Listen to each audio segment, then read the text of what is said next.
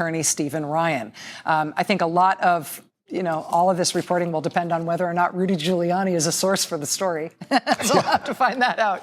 But this is very hot territory in terms of potential legal jeopardy for the president. It certainly is. Thank you very much, Rachel. Thanks, Lawrence.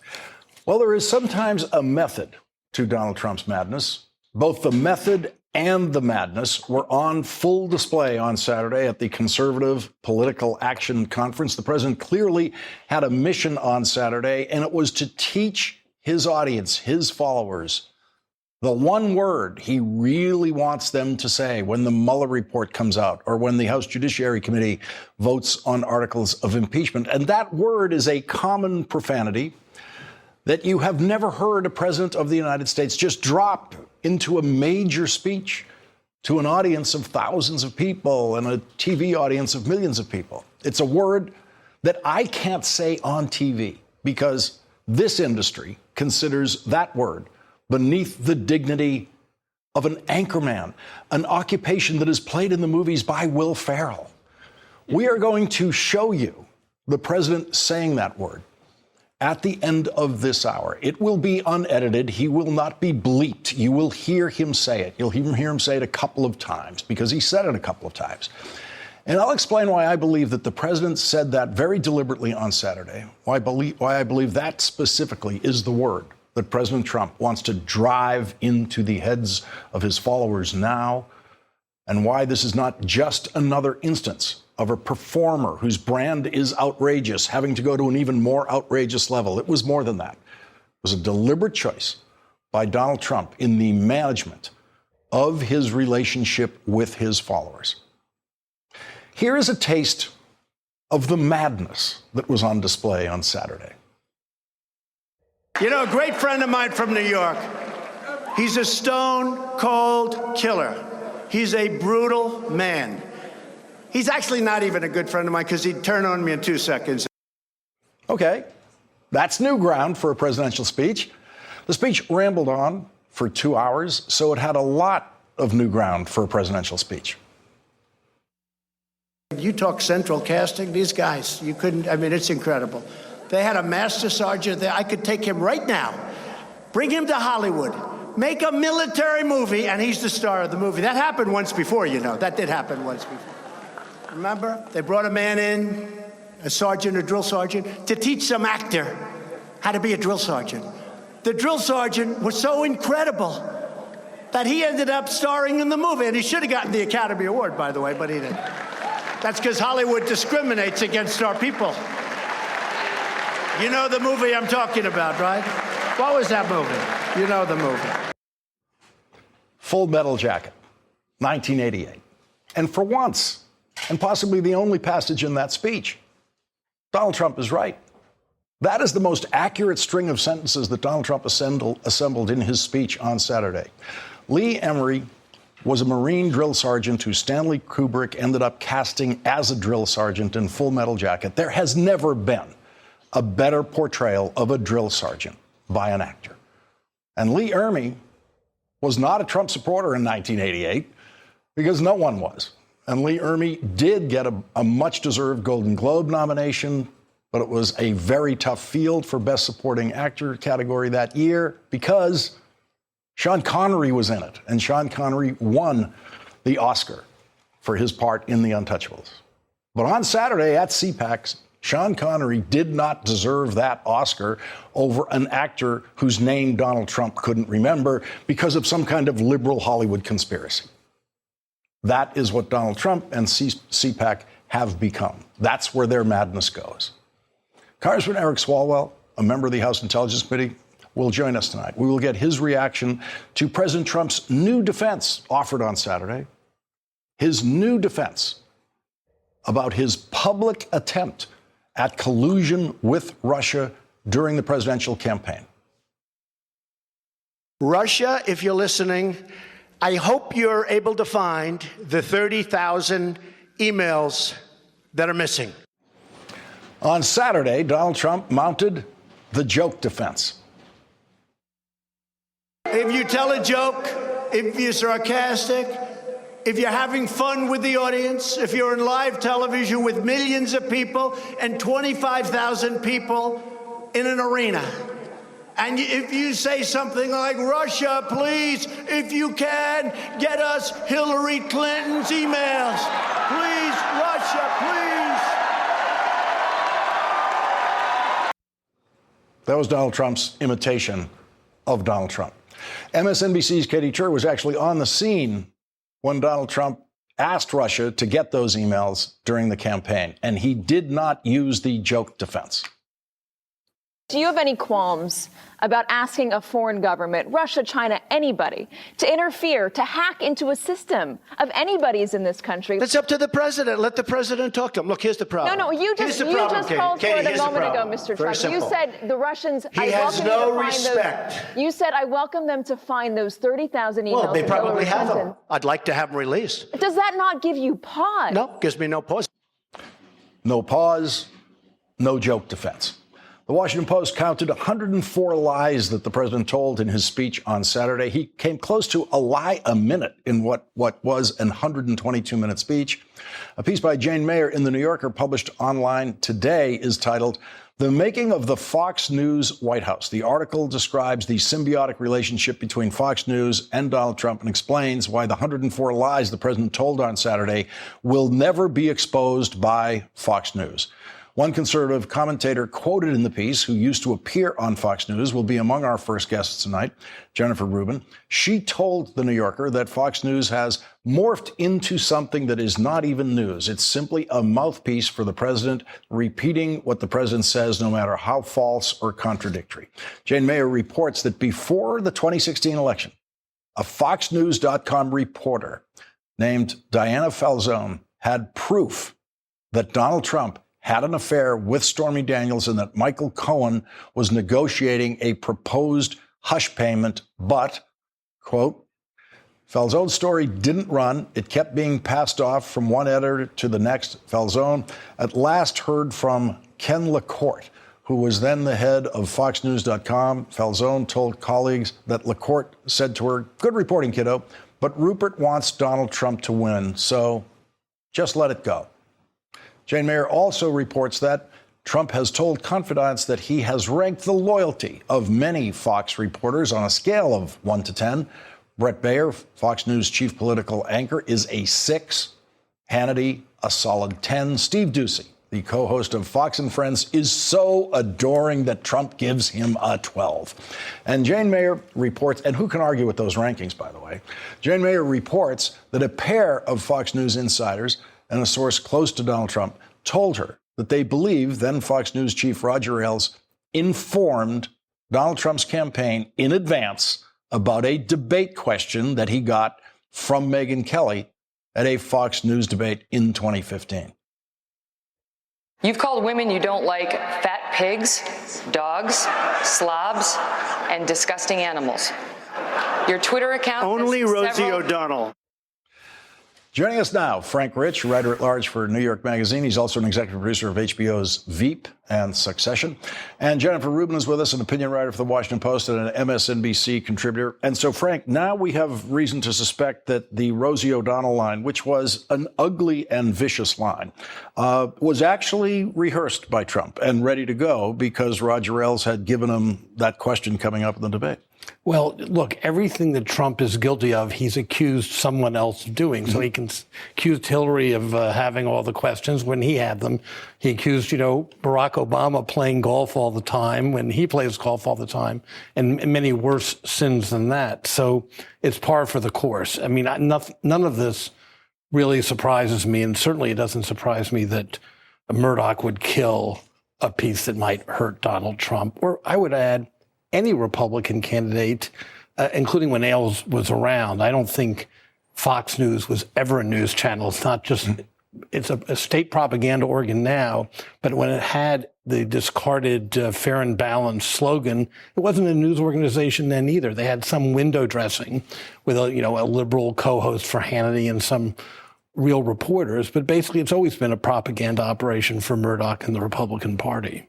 And Jennifer Rubin, this is one of those articles in the New Yorker about Fox News that by the time we get to it and read it, it is telling us things that we know. But I've known what you said in the New Yorker, but I don't have the proof of it in the way that you do with your experience having dealt with Fox News.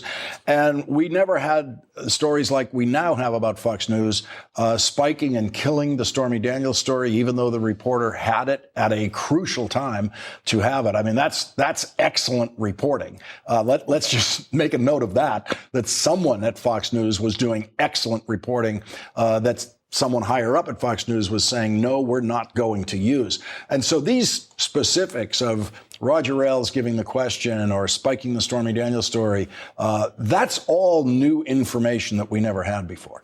Right. The beauty of the reporting that Jane has done is that it combines those things that we do know, that Trump goes on Sean Hannity's show a zillion times for softball interviews, that he watches Fox daily for hours on end. Those are the sort of things that we already knew, and then combines it with specifics to show how, as you correctly said, how symbiotic that relationship is, and that they not only supply him with his information rather than having an administration, experts, his military provide him with information, they do, but that he will follow them so slavishly that when they make an error, he will pick up on it. So if they put up a card on air that incorrectly states crime statistics, he will repeat that. When they come up with a bogus story about white farmers' lands being seized in South Africa and then being murdered, he will repeat this. So it is a real question, who's leading whom here? Is it Ailes' old operation that is leading Trump around by the nose, or is he leading them around by the nose? Frank, to this expansion of the Judiciary Committee investigation of the president, this really now has a kind of shades of Watergate going on. In Watergate, there was the Watergate Committee that was doing this kind of general investigation before there was ever a House Judiciary Committee having an impeachment investigation and considering articles of impeachment. That was a special committee in Watergate that was assembled just to do that. Here it is, just the House Judiciary Committee, doing the most expansive investigation of the president possible, which happens to be exactly the same place where impeachment begins. Doesn't this feel like the beginning of what can, with basically the flick of a procedural switch in the committee, become the impeachment process?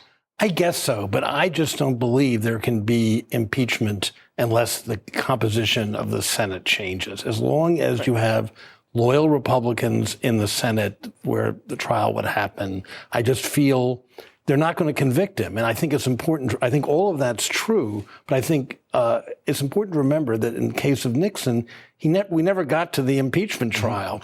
Eventually, just the weight of the evidence and finally the desertion of major Republicans, establishment Republicans, is what did him in. And, he was in until he wasn't. After the Watergate hearings, polls showed that Americans were sick of Watergate. Mm-hmm. They felt they sort of agreed with Nixon that enough already. So I feel the accretion of evidence is enormous. I think whether it actually leads to him being impeached and found guilty, I find dubious. I don't think he's going to last, but I don't think he's going to be out because of an impeachment trial. And Jennifer, might there be the possibility as the evidence develops that it is so incontrovertible, it is so powerful that the committee ends up with basically what feels like no choice. If they don't take some kind of stance in articles of impeachment, they will have left a record forever that, yes, you absolutely could engage in campaign finance crimes that federal prosecutors in New York call a crime against the United States. You can do all of that. And in the modern presidency, you will suffer no price. There will be no impeachment process. I tend to agree with Frank that this is so voluminous that there are so many avenues for exposing corruption, abuse of power, obstruction of justice. This is going to go on for a year or more. The Watergate hearings, as you correctly point out, which preceded impeachment, went on for about 14 months, which is just about the time between now and the election. So even if they wanted to, I think this is going to go on for a very long time. And the purpose of this this is to investigate and educate the American people. I don't think there's any amount of evidence out there that will convince enough Republicans to remove him. And as such, I don't think the Democrats are going to bother, frankly, to impeach him because it will be seen as a vindication for him. I do think the game plan here is to expose all the things Republicans have been covering up and let the American people in the electoral process decide. And maybe there will be a smoking gun. Maybe Republicans will decide they've had enough. Frank Rich, Jennifer Rubin, thank you both for starting us off tonight. Really appreciate it. Hi, it's Katie Tur. Want to keep up with MSNBC while you're on the go? Subscribe to the MSNBC Daily Newsletter. You'll get the best of what you've missed during this unprecedented era of news. Text MSNBC to 66866 to subscribe. And when we come back, we have breaking news from the Wall Street Journal, as Rachel just mentioned, about pardon discussions between Michael Cohen's lawyers and President Trump's lawyers. We have one of the reporters who just broke that story who will join us. And Congressman Eric Swalwell is a member of the House Judiciary Committee, which has requested documents from 81 individuals, companies, and government entities tied to the widening investigation of President Trump. We will ask him if this is really the committee's beginning of an impeachment investigation. And later, Mitch McConnell has given up on trying to save President Trump's emergency declaration in the Senate. Mitch McConnell admitted today that the Democrats have enough votes in the Senate to win the vote on the resolution to eliminate the president's declaration of emergency. And at the end of this hour tonight, a special comment on why the president says things in front of cameras that even I cannot say here on television.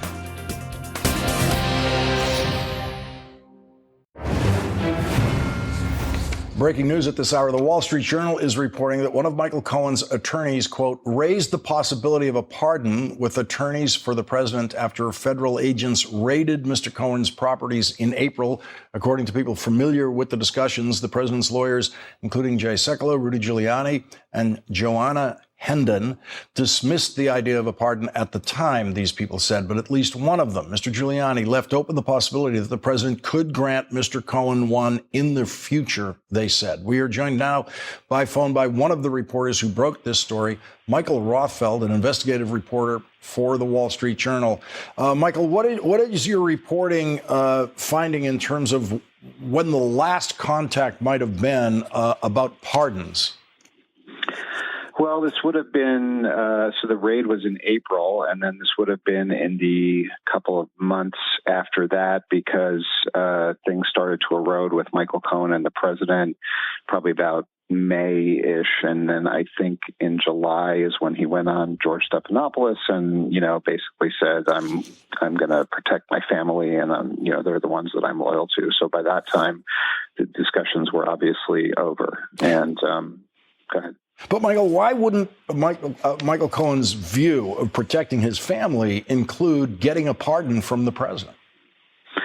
Well, I mean, what we're reporting is that he was largely rebuffed, or at least there wasn't any immediate commitment made, at least in the conversations between his lawyer, Stephen Ryan, and the president's lawyers. That, as you noted, the most possibility was held out by Rudy Giuliani, who said, we're not going to have any discussions right now about a pardon, but maybe down the road if the president wants to do it. But that would have been way after Cohen had to go to trial and make decisions about whether he wanted to plead guilty. So that just wasn't what he was looking for.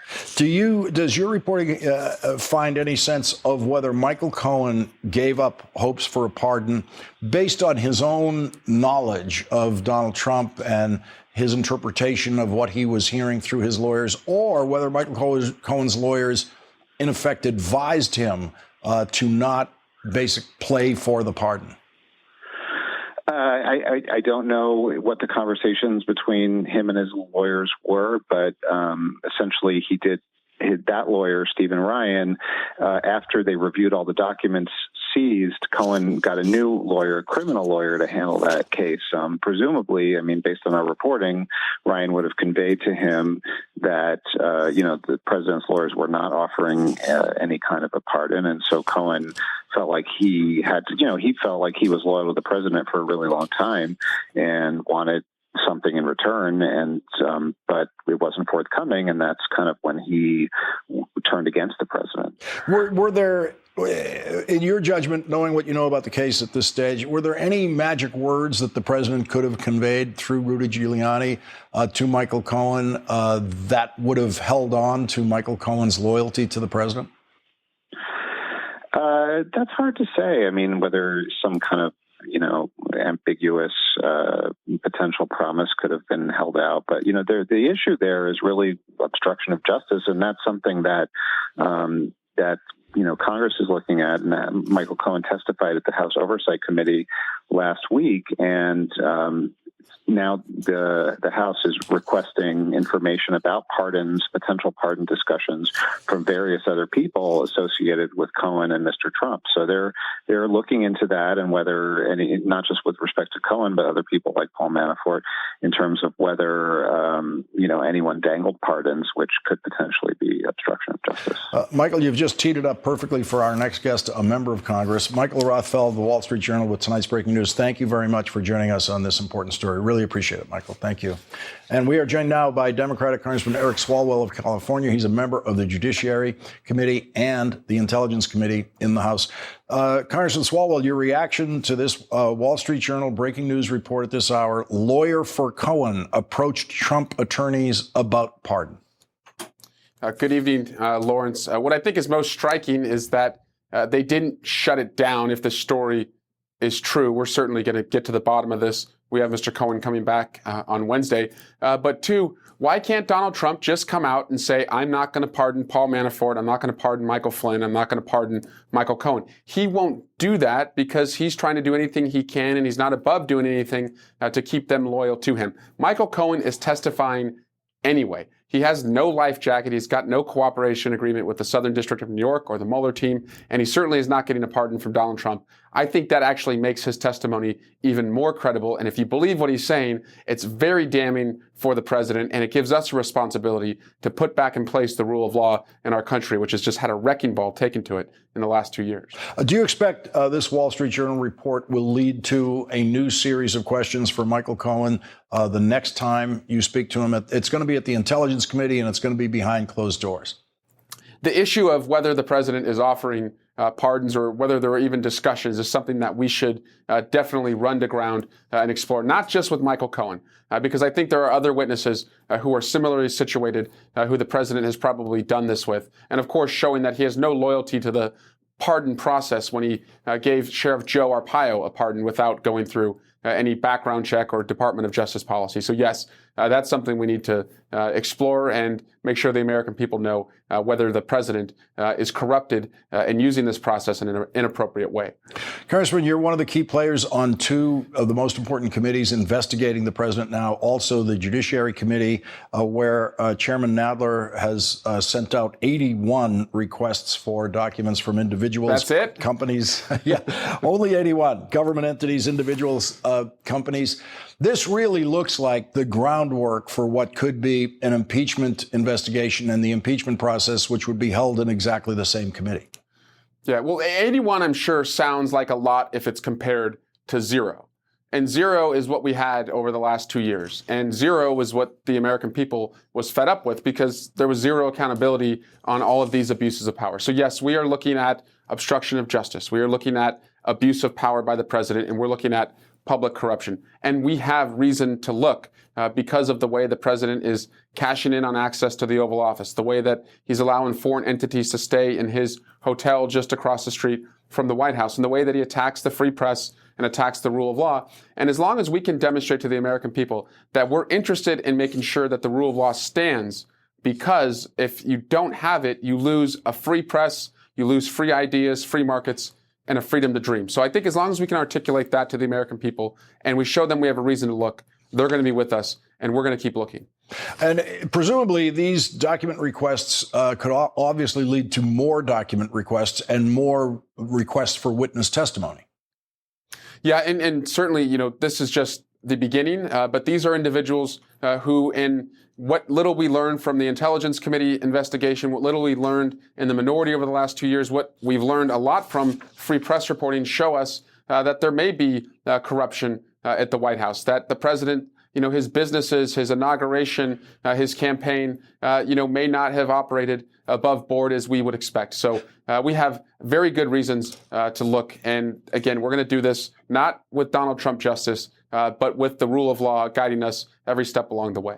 Congressman, we heard a new defense from the president this weekend to the charge that he openly asked for Russia's help during the campaign, asking Russia to find Hillary Clinton's emails and make them public. We just showed the video of Katie Tur at the time on the campaign trail asking the president about that, and he stood by it. He was very serious about it. His new defense is that was all a joke. What do you make of that defense?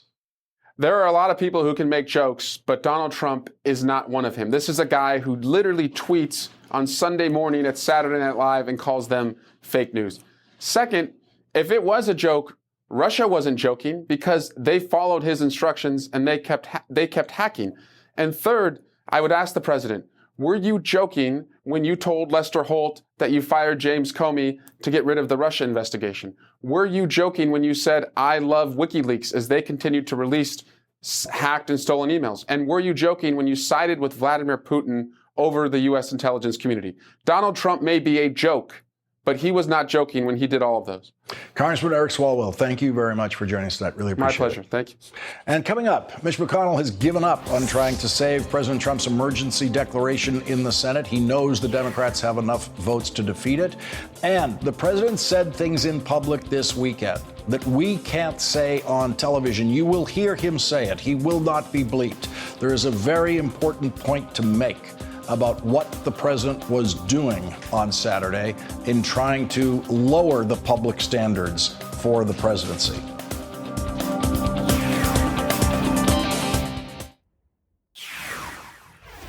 President Trump is going to lose. There are now enough votes in the United States Senate to end President Trump's declaration of emergency to build a border wall. The resolution has already passed the House of Representatives and is awaiting a vote in the Senate. Today, Senator Rand Paul announced in an op-ed that he would vote with the Democrats against the president's unconstitutional use of an emergency declaration to build a wall. Rand Paul brings the declared votes against the president in the Senate to 51. But there could be many more Republican votes against the president by the time the Senate votes.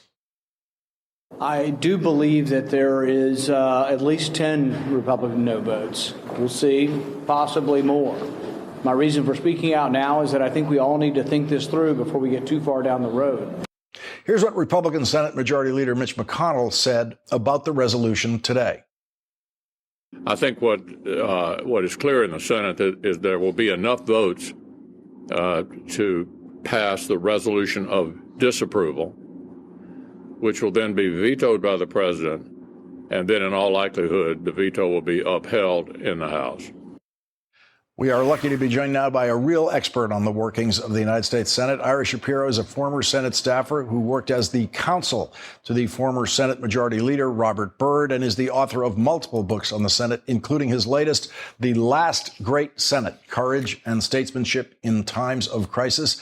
And Sam Stein has been covering the Senate and Washington for many years and has yet to write a book about the United States Senate. He's the politics editor of the Daily Beast and an MSNBC political analyst. Ira Shapiro, we have never really seen an emergency declaration used this way by a president. Therefore, we're all going to see a vote in the Senate that we haven't seen before, unless you can find one somewhere in your history of the Senate that compares to this. But here we have Mitch McConnell publicly acknowledging the president's going to lose this vote. Yes, we do, Lawrence. But I do think it is important that a number of Republican senators, and not just a small number, could potentially vote against the president on this. I mean, it's wonderful when Susan Collins and Lisa Murkowski and Rand Paul step forward. But I'm looking at the many other senators who have expressed their view that the president is misusing the emergency power. Well, they should put their vote to work and not just express concerns. And Sam Stein, it seems as though that many of these Republicans were maybe hoping that a federal court would step in and issue some kind of injunction quickly that could make their vote a little bit more academic on this. But it looks like they're going to have to face a real decision on this. Yeah, and I think for a certain number of them, they actually would welcome this decision. The final outcome, at least politically speaking, is fairly well known. There's not going to be 2/3 in each chamber to override a presidential veto, so this will go forward and ultimately be decided in the courts. And so for a few senators who are in tough spots in the 2020 cycle, this is a way to both show your independence from President Trump, come out as not incredibly conservative on immigration policy, and also strike a tone of a sort of a strict constitutionalist conservative. So for Cory Gardner type, for instance, who's up for a very tough re-election fight in Colorado with a fairly decent Hispanic voting bloc, this might actually be a welcome sign that you get to register your disapproval with this emergency declaration. Let's listen to what the president said about this at CPAC on Saturday. I watch some good people, they're friends of mine. We're very concerned with setting precedent. That's precedent, not president. Precedent. The Democrats, they're going to do whatever they do if they get into power, and it won't have a damn thing to do with whether or not we approve our national emergency. And Ira, of course, there's no record of the Democrats doing anything like this in the United States Senate. And I, for one, am not convinced that the Senate won't turn out actually a veto-proof majority. The Republican vote on this could surprise people. Well, I'm hoping that, Lawrence. I mean, frankly, my fear for a long time has been the diminished Senate, weakening over a long period, and particularly in the last decade, would not be strong enough to stand up to a potentially overreaching and now dangerous president. This is a pretty good test case right now because the constitutional issues are clear. But frankly, this is a day at the beach compared to what might be coming later in the year when the Senate has to really consider the full nature of the president's conduct. And Sam, that's a good point, that here we are on something that is a very clear constitutional issue. And if we ever got to the point where something was being reported from the House in terms of articles of impeachment, that is a whole other level of the game that these senators are not even, I don't think they're even beginning to contemplate that. No, and I would argue that, in fact, by the smaller acquiescence that the Senate has given Donald Trump, they've actually made it a lot harder to stick up to him on the bigger stuff, should impeachment, for instance, come down the pipe. But you see it all the time. So-called institutionalists like Mitch McConnell have ceded their power to the presidency in the form of the appropriations process, even judicial nominations process. I remember we had a government shutdown for 35 days simply because Mitch McConnell wouldn't bring a bill that his own members had unanimously agreed to the floor again. These are acts that diminish the institutional clout of the Senate and of Congress as a whole. So it's very difficult to see them standing up to Trump on huge matters that involve the future of his own presidency when they can't even stand up to him on the matters of keeping the government open for a bill that they themselves support. And Ira, I for one am very surprised. I've been surprised now for 2 years at Mitch McConnell's conduct, because during the presidential campaign, I mean, I didn't think Donald Trump was going to win, but I would sometimes say if he ever did become president, he would discover that Paul Ryan and Mitch McConnell have very strong powers over him. But Mitch McConnell has refused to ever use those powers. And we're seeing not just an institutional collapse, but up close, we're seeing an actual personal collapse of dignity for Mitch McConnell and a collapse of the male ego, in which, you and I always saw chairmen and majority leaders and congressional leaders wanting, in a somewhat egotistical way, to show their powers over a president. Well, Lawrence, I don't fully agree with that, in the sense that while people say that Mitch McConnell is enabling Donald Trump, I think Mitch McConnell has also used Donald Trump when it suited his purposes.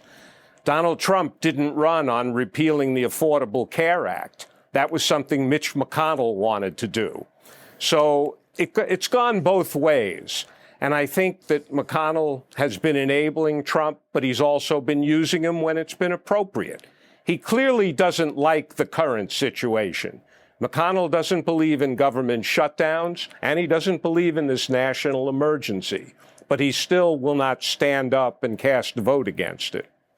Ira Shapiro, who has much more Senate history in his head than I ever will, and Sam Stein, thank you both for joining us tonight. Really appreciate it. Thank you. Lawrence. And when we come back, the dangerous case of Donald Trump was on public display at the Conservative Political Action Conference, and he very deliberately took his language to a new outrageous level.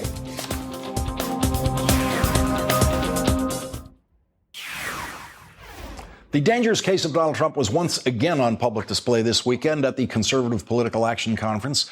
The Dangerous Case of Donald Trump is a best-selling book in which 37 psychiatrists and mental health experts assess the President of the United States. Those 37 mental health professionals began taking notes on Saturday before Donald Trump opened his mouth at CPAC.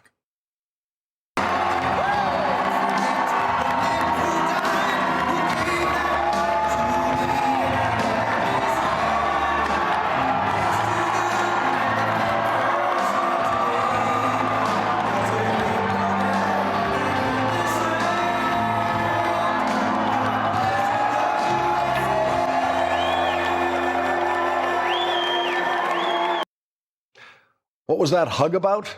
This book explains it. This book catalogs Trump's serious mental impairments that are untreated and most likely impervious to treatment. This book explains what Donald Trump was doing on the stage on Saturday better than any of the news reports of what he said. The Washington Post recorded 104 lies that the president told on the stage at CPAC, and that is an invaluable accounting of the dishonesty of the speech. But this book explains why Donald Trump can lie to his followers so easily. The book includes 4 characteristics of the followers of leaders who have lied their way to adoration by those followers. 1, the leader is perceived by the followers as somehow superhuman. 2, the followers blindly believe the leader's statements. 3, the followers unconditionally comply with the leader's directives for action. 4, the followers give the leader unqualified emotional support.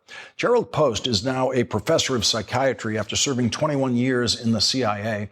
He wrote the CIA's personality profile of Saddam Hussein. In this book, he writes, Trump has a mirror-hungry leader personality which feeds on the adoration of his followers.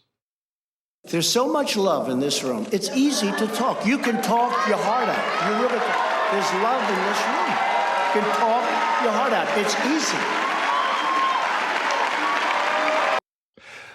According to the psychiatrists who've been studying Donald Trump and according to all the public evidence we've seen, the place Donald Trump goes for love is the CPAC stage and the Trump rally stages where he stands out there alone, surrounded by thousands of strangers who he believes loves him and do indeed appear to love him. And Donald Trump has never even suggested that he looks for love anywhere else. Listen to his description of his New Year's Eve. So I stayed in the White House. And I'll tell you what, I was there. I told my wife, go to Florida, enjoy your Christmas. I stayed for Thanksgiving. I was in the White House for a long time, months. I had cabin fever in the White House. But if you've got to have cabin fever, that's the place to do it. Okay? But I was there, I don't know, for a number of months, through Christmas. I spent my New Year's all by myself. Don't cry. In a 2-hour speech, Donald Trump talked about his wife and he talked about love, but never in the same sentence. And at no point in his presidency or before his presidency have we ever seen Donald Trump hug his wife the way he hugged the American flag on that stage on Saturday. And he hugged that flag not because he loves the flag, but because he loves his audience's reaction to him pretending to love the flag. Donald Trump has changed his supporters at CPAC. He has literally changed what they think and how they think, and he has done that by systematically wearing down their resistance to what he thinks and what he says. And most importantly, he has eliminated their resistance to what they used to think was unpresidential. After this break, we're going to show you Donald Trump's most unpresidential language at CPAC. It will be unedited. You will hear him say the word that I'm not allowed to say on TV. It's a word that Donald Trump's followers didn't think presidents should use publicly until the madness of Donald Trump changed the way they think.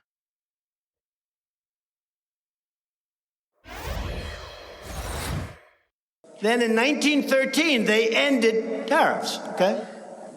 they ended tariffs. Somebody got stupid, and they ended tariffs. No, somebody got stupid on Saturday and said they ended tariffs in 1913. The United States of America did not end tariffs in 1913 and continued to have tariffs on various products throughout the 20th and 21st century. That was Donald Trump insulting the intelligence of his CPAC audience, and they loved it. Donald Trump has mounted an all-out assault on the intelligence of his audience at CPAC for years now, and Donald Trump has won. Stupidity reigns at CPAC now and has every day of the Trump era. The very first keynote speaker at the very first conservative political action conference in 1974 was Ronald Reagan, and they loved him, and they loved the Reagan presidency. Ronald Reagan was a typical anti-tariff Republican of his era, and he began the groundwork for what became the North American Free Trade Agreement, work that was continued by Republican President George H.W. Bush and then completed by Democratic President Bill Clinton. CPAC used to be opposed to tariffs. CPAC used to understand that only Americans pay American tariffs. The Trump tariffs are not paid in foreign countries by foreign countries. The Trump tariffs are paid in America by American consumers. The Trump tariffs are taxes, something that CPAC has always opposed. Donald Trump's tariffs are increases, in effect, in sales taxes on products sold in America. CPAC used to oppose that vehemently. You know, everyone said, oh, it's a tax on our... It's not really. Yes, Donald Trump wouldn't dare finish that sentence. You know, everyone said, oh, it's a tax on our... And then he stopped. Our what? Our people, our consumers. That's who's paying the Trump tax in the form of Trump's tariffs. President Trump is so confident in the stupidity of his CPAC audience that he said this. You know, I'm building the wall. We're finishing the wall. We got a lot of money. It's in the thing.